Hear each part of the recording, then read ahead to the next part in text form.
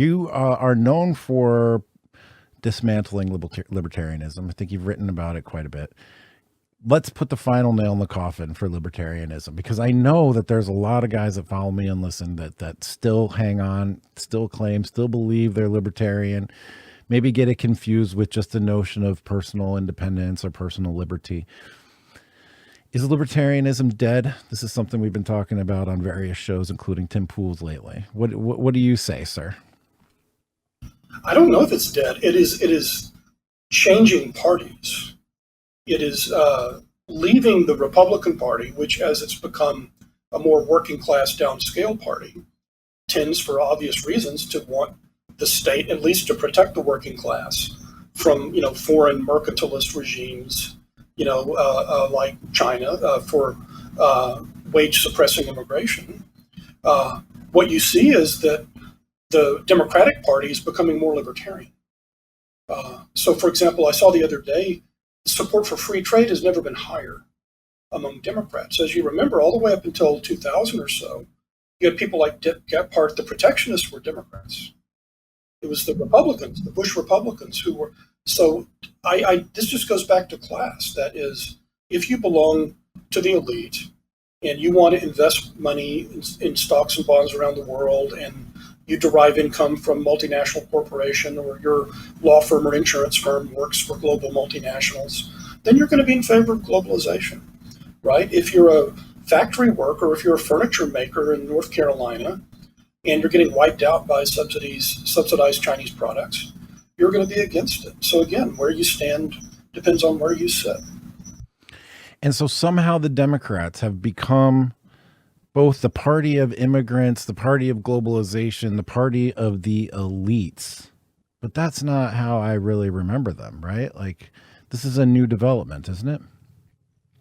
Yeah, the irony is now the Democrats have already gotten rid of Andrew Jackson, right? Then Thomas Jefferson. They got rid of their Jackson-Jefferson Day dinners, which were their annual dinners. I think FDR will be kicked out next, because if you look at today's Democrats, they are really the descendants of the liberal Republicans of the 1950s and 60s. And the key issues of John Lindsay, of Nelson Rockefeller, these liberal Republicans, the old Ripon Society Republicans, not the Goldwater Reagan Republicans, but the liberal Republicans. They were environmentalism. They were, in those days, it was Planned Parenthood. Now it's abortion rights, it's gender fluidity, it's all kinds. But you see the parallel there, right? And it was civil rights, because remember, the liberal Republicans, going back to Lincoln, were more supportive of civil rights legislation and anti-segregation than the Southern Democrats, the old segregationist Dixiecrats. So I see the Democratic Party today is basically the liberal country club Republicans of, say, 1970 or 1980, with a kind of university campus left wing. And they have absolutely nothing whatsoever to do with any of the other Democrats before the 60s and 70s. Conversely, the Republicans, with Trump and post-Trump, look a lot more like the old Dick Gephardt, Jim Webb Democrats than they do like the Republicans of, John Connally or George Herbert Walker Bush, the old employer, old money Republicans. So I think we're seeing, we're stuck with two parties because of our first past the post plurality electoral system, where a third party vote tends to be wasted. So we're going to have two parties. But we've seen this weird phenomena where you can make the case that the Republicans are actually the former Democrats today. And the Democrats of the 2020s are really the moderate Republicans of the 70s and 80s. Well, indeed. And for somebody like myself who's written a book called Democrat to Deplorable, I have documented the personal struggle and journey it is to go from somebody who grew up a Democrat, woke up in 2020, looks around and is like, this is not my people anymore. This is not what I was raised on. This is not what I believed in. And there was to me, it seemed like a very sudden shift. And I know it's been gradual and it's structural in nature. But as for someone who was a casual observer, then became a professional observer, the switch felt very very fast Well, and was bewildering. It's kind of like Hemingway's joke. How do you go bankrupt? Slowly and then very fast. So you can go all the way back to 1972, and you see the first glimmerings of the Democratic parties, this coalition of upscale college-educated professionals and minorities voting as blocks. But you're right. There was a massive, well-documented shift to the left among college-educated whites after 2010. This is before Trump. It's not a result of Trump. And Zach Goldberg on his Twitter feed has documented this. And at this point, the college-educated, professional class white left is way to the left on cultural issues, not economics.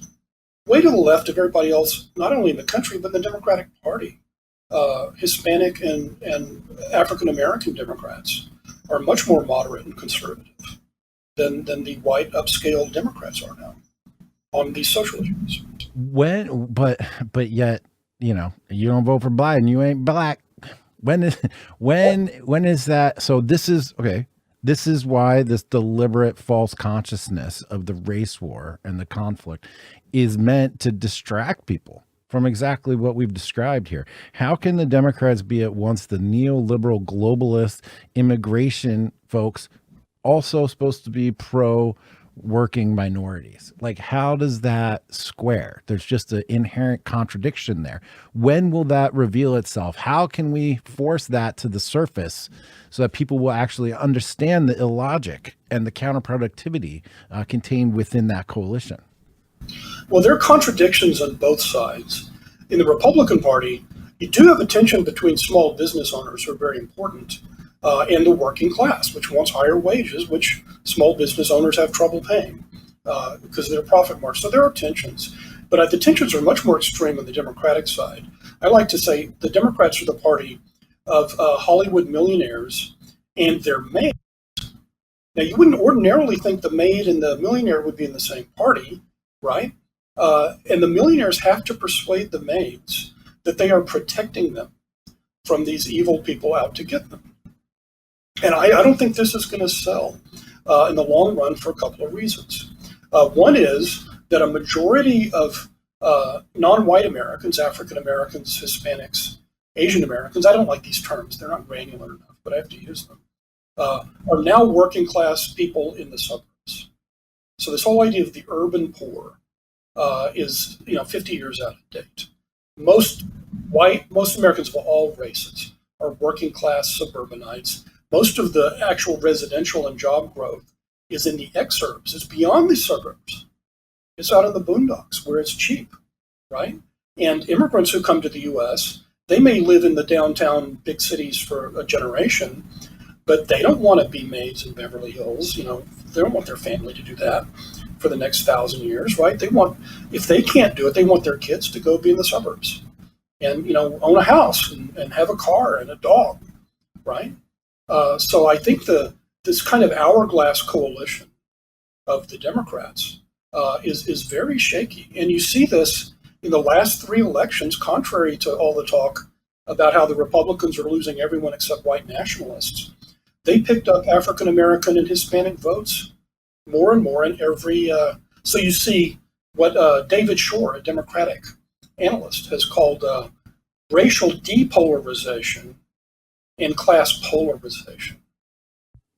Racial depolarization in the age of Trump. That's not a headline we're about to see anywhere, is it? But it's true. It is true, especially the border counties in Texas, which I'm sure you're very well aware of. If you look at that New York Times election map where it shows the arrows and the change, you can see there's these huge arrows that come from Texas, and they basically point all the way over to California because there's been so much of a shift in the electorate there, as well in southern Florida.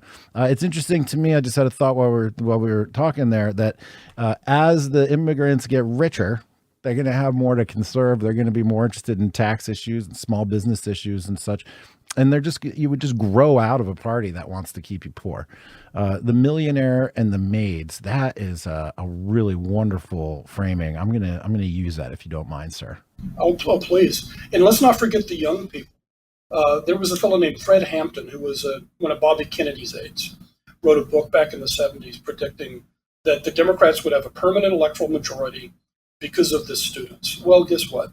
The students grew up, they got jobs, they moved to the suburbs, then they started paying property taxes. And they voted for Reagan. a lot of the boomer generation once the taxes hit. So I think, again, contrary to this misleading elite narrative of increasing racial polarization, and it's fed to some degree on the right. There are people on the right who argue that Latin American immigrants are unassimilable, they're different. This is not true. This is not what we see happening. Immigrants from Mexico and Central America, Latin America. Now, whether they can get up economically or not depends on the economy, obviously. But they are assimilating, learning English, marrying into other groups at exactly the same rate, if not faster than the Germans and the Irish and the Italians and the Poles did in the past. So the melting pot is just bubbling away.